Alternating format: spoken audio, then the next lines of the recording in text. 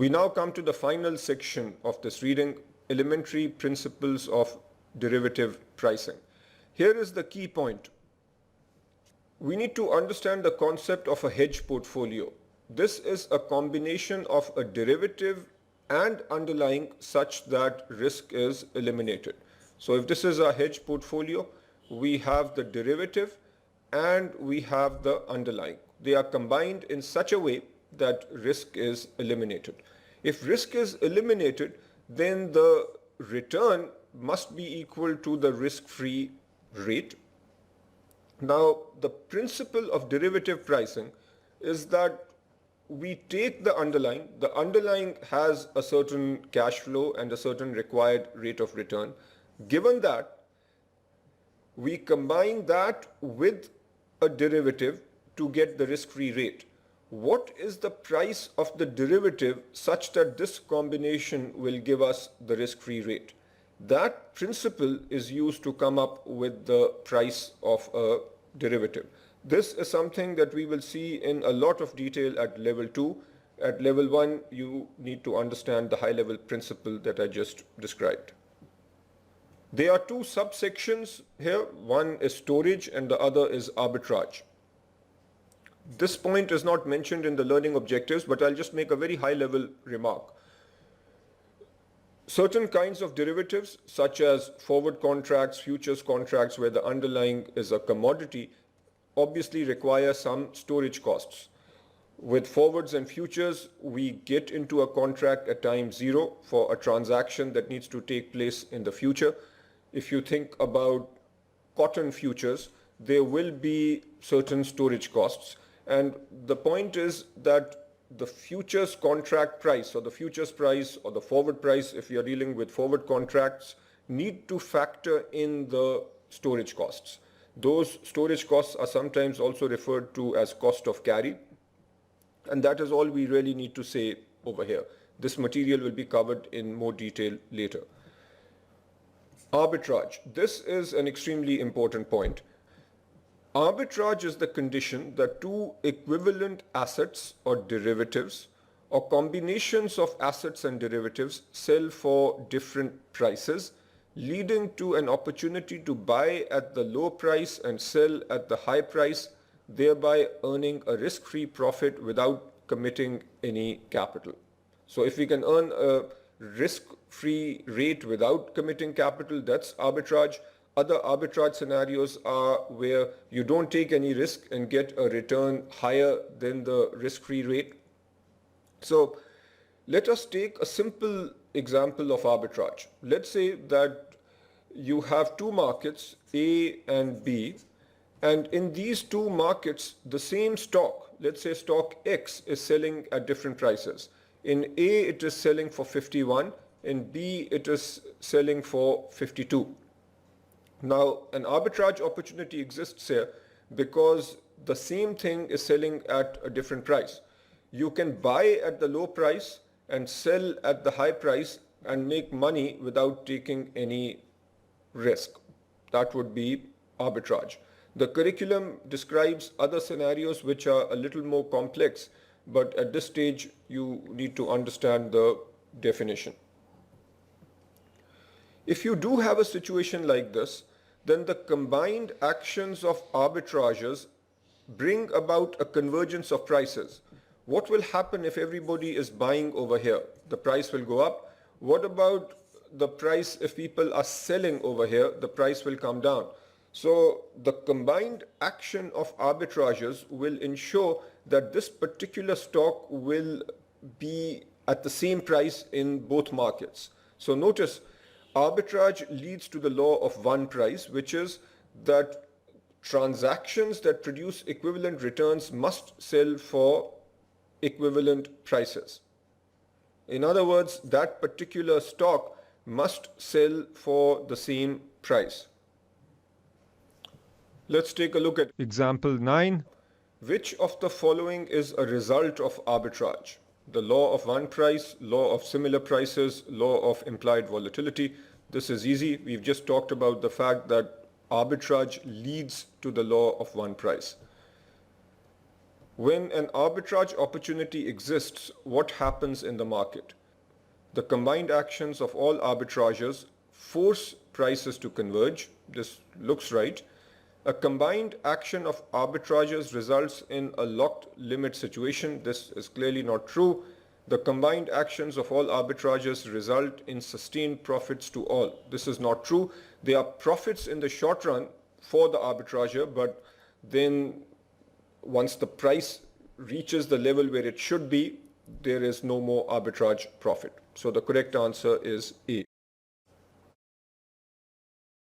Next question. Which of the following accurately defines arbitrage?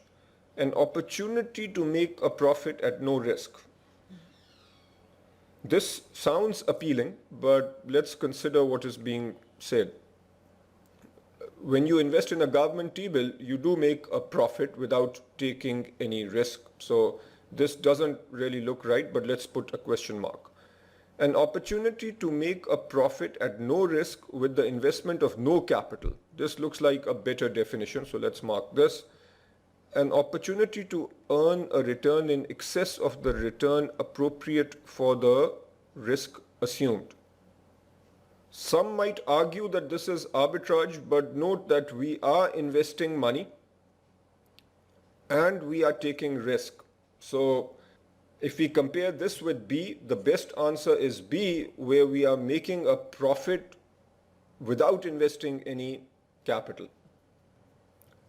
Next, which of the following ways best describes how arbitrage contributes to market efficiency? Arbitrage penalizes those who trade too rapidly. That's not true. Arbitrage equalizes the risks taken by all market participants. This is not true. Arbitrage improves the rate at which prices converge to their relative fair values. This is a true statement and hence the correct answer. Let us go over the summary of the main points from this reading. First, you need to understand what is a derivative. A derivative is a contract which derives its value from an underlying. In fact, what a derivative does is it transforms the performance of the underlying. When the underlying is a stock, for example, and let's say you buy it at a given price, the stock can go up or down. If the derivative is a call option, then the payoff of the call option might look something like this. So the payoff and then the profit from this call option is derived based on the underlying, but it's not exactly the same as the underlying. The derivative takes the performance of the underlying and transforms it in some way. Next point, exchange traded and over-the-counter derivatives. Some derivatives are traded on a formal exchange, and that would include futures contracts. Several options are traded on an exchange. Here the contracts are standardized and the only thing that is not standardized is price.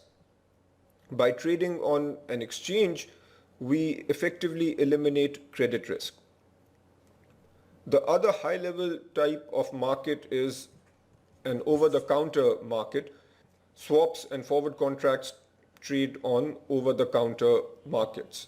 These are not standardized and the contracts are custom agreements between counterparties. In terms of types of derivatives, there are two major categories: forward commitments and contingent claims. Forward commitments typically have zero value at initiation. That is because at time zero, a contract is agreed or contract is signed to do some transaction in the future where both parties might win or lose. And these are often structured in a way that the value is zero and the probability of both parties winning, losing is the same. Examples of forward commitments include forward contracts, which are traded in over-the-counter markets, futures, which are typically traded on exchanges, and swaps, which are traded in over-the-counter markets. Contingent claims include options and credit derivatives. The major category that we'll worry about is options. Within options, we can have call options and put options. The idea here is that the payoff is contingent upon some events related to the underlying. If we take a basic call option, then the payoff happens if the value of the underlying is greater than the strike price. And all these things will make much more sense as we cover the material later in derivatives. The purposes of derivatives, the major purpose is to hedge risk. By using derivatives, we can manage our risk without trading the underlying asset. Derivatives also allow us to reduce transaction costs. Derivatives tend to have greater liquidity compared to the underlyings. Derivatives make it relatively easy to do price discovery. And finally, derivatives make markets more efficient. Next item has to do with controversies associated with derivative markets. One controversy or one objection raised against derivatives is that they are so speculative that they are like legalized gambling. The major critique to that argument is that gambling only benefits a few, whereas derivatives have a beneficial impact on the overall financial markets. The other criticism, which carries more weight, is that derivatives can have a destabilizing impact on financial markets when excessive leverage is used. The critique there is that excessive leverage can also be used without derivatives, and in fact, markets have had crashes even before derivatives existed.